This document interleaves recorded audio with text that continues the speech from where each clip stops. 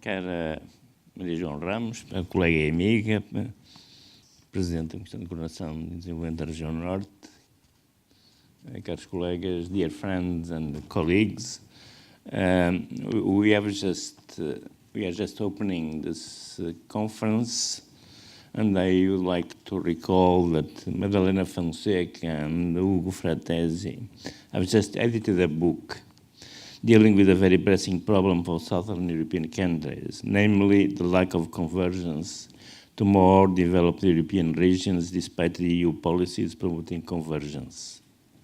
The book has a focus on economic geography and development patterns and proposes the existence of a link between regional disparities. The conference aims to take that discussion a step forward and is divided into three major parts. The first part deals with European policies for Southern European countries and the positive and negative effects of growth policies. Second part of the conference deals with trends of research and education in Europe, with special emphasis on Southern European countries, and looks at connections between human capital and economic development and firm growth. The third part occupies the afternoon of the second day, and is dedicated to a roundtable in Portuguese, focused on a debate around the Portuguese socioeconomic context, prospective scenarios, and the role of human capital and education. This final session is moderated by Professor Pedro Teixeira, Vice Rector of the University of Porto, the advisor of the President of the Republic, and includes four very well-known Portuguese economists, Elisa Ferreira from the Bank of Portugal, Daniel Bessa, and José Verjão from the Faculty of Economics of Porto, and Esther Silva from the North Regional Commission. With this initiative, Foundation Belmiro de Azevedo and EDULOG aim to contribute to the clarification and public debate of a very important theme, not only for Portugal, but also for the European Union, which has been in a situation of crisis for some time. This initiative is very timely when Europe is divided between, on one hand, economic values such as efficiency, industriousness, work ethic, and honesty, and on the other hand, political values such as cosmopolitanism and solidarity, which result in diminished perceptions of European belongingness. The intervention of the Commission lacked support of the democratic principles, and European citizens have the increasing sensation that they no longer have control over their life conditions and choices.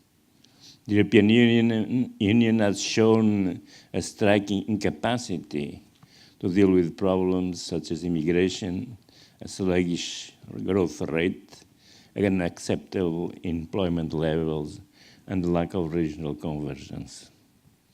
A global strategy for the European Union cannot have for principle to reward the virtuous and blame the vicious. I must say that I couldn't find any correlation between GDP and the famous two W's, meaning wine and women, which are very famous nowadays. This method of governance by morality has proven a failure many times in history. The powerful instruments at the EU disposal should not be used and wasted to divide and rank states in order of merit, but unite them in a mutually beneficial strategy. So far, the EU has paid far more attention to create internal markets, and its incapacity to design an economic union capable of sustaining the monetary union is due to its incapacity to develop the coherent economic policy institutions able to foster its potential growth and implementing structural reforms without a coherent, growth-friendly macroeconomic governance, which is an almost impossible task. We hope that open and public debates around this problem may contribute for the implementation of better European policies. Therefore, I am grateful to all those who have decided to contribute to the conference. I'm also grateful to the Porto Business School for all support given. I hope that this will be a very interesting conference for all of you. Thank you.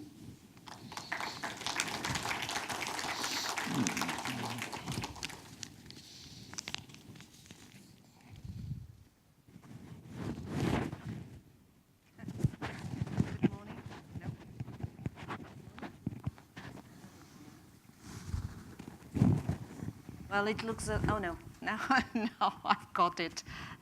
Good morning, everybody. Special greetings to Fernando Sousa, Alberto Amaral, and everybody in the audience, obviously. I'm a Vice Rector for Research from the University of Porto, and therefore I've got research close at heart.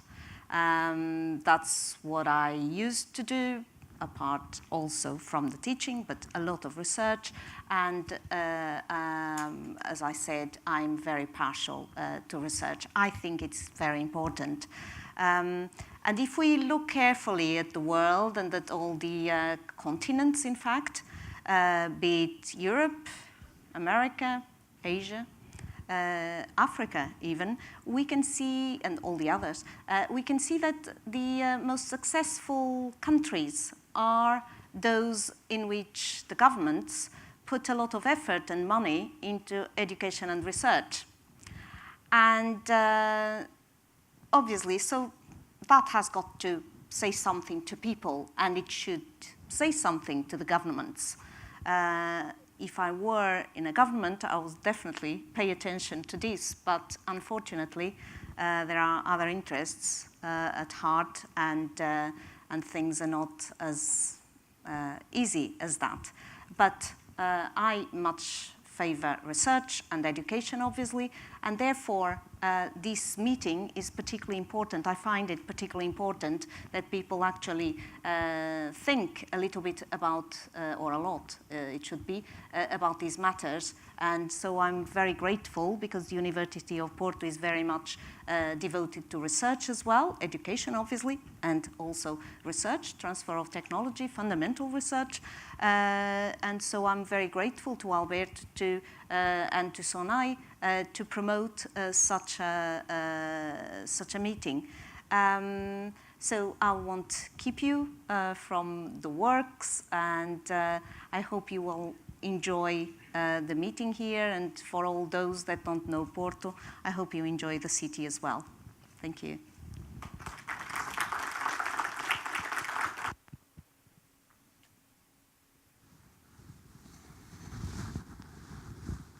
Shall I? Okay. Good morning, everybody. Also, Alberto Amaral and Maria João Ramos. Thank you for inviting me to this inaugural session. I would like to welcome you all. Maria João was speaking of enjoying the city. I can say that we hope that the rain is not going to stay, so you can work during the rain and have fun after the rain. What could I say in this session? How not to associate myself and the institution I represent to this initiative, to the opportunity of this event. And I think it is really very important that we can have people from Portugal and from the northern region, together with people from Europe, or from outside of Europe, but namely from Europe, discussing three important topics, which are Europe, but Southern Europe within Europe, education, but higher education within education, social sciences within research, which is something that in some terms we have a certain tendency to forget, the importance of the research in areas which are not so strictly mathematical or should not be so strictly mathematical as the social sciences should, in my view, be. So I never forget someone that once told me that in terms of my area within the social sciences, which is economics, he said, never forget that you should